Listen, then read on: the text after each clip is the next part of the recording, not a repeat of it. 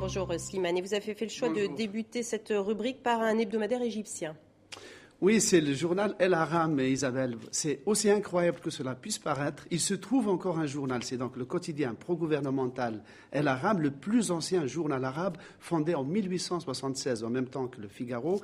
Eh bien, il nous dit que par millions, des Égyptiens sont descendus dans la rue pour acclamer Moubarak. C'est la meilleure expression, selon moi, de l'autisme dont fait preuve l'entourage du président Moubarak. Et à l'intérieur, ce n'est que des éloges du peuple égyptien pour son président.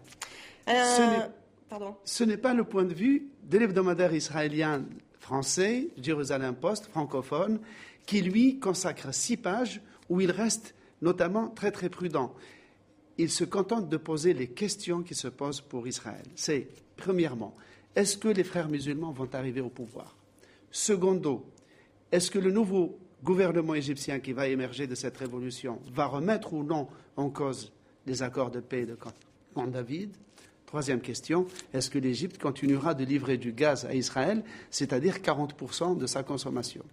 Alors, que se passe-t-il au Proche-Orient? C'est une question très vaste que se pose Time aux États-Unis. Oui, en titrant, vous le voyez bien, Révolution, car le magazine américain consacre 18 pages sur 52, 18 pages de sa revue pour faire une mise à plat complète de tous les régimes arabes. Alors, l'Égypte, on n'en sort pas grandi, l'Égypte de Moubarak. D'abord, les Américains, le journal rappelle que les Américains ont donné 30 milliards de dollars à l'armée égyptienne ces 10 dernières années. Il raconte que jamais les États-Unis, qui se gargarisent de défendre la démocratie, n'ont conditionné cette aide au respect des droits de l'homme.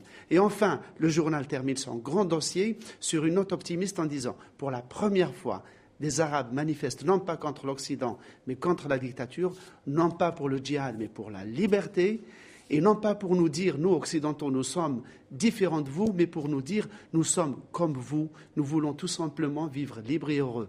Alors, quel est le point de vue russe? Alors, le point de vue russe, dans Argumenté et facté, regardez cette belle une avec la tête du Sphinx, confondue avec la tête de Lénine, eh bien, l'hebdomadaire consacre seulement une page en disant est-ce que cette révolution va avoir une contagion sur les pays immédiats et quel exemple va-t-elle donner à la Russie? Et il établit un parallèle entre la Russie de Poutine, Medvedev et l'Égypte de Moubarak, c'est-à-dire corruption généralisée, brutalité, opacité et autoritarisme du régime. Merci beaucoup, Slimane Zeguidour.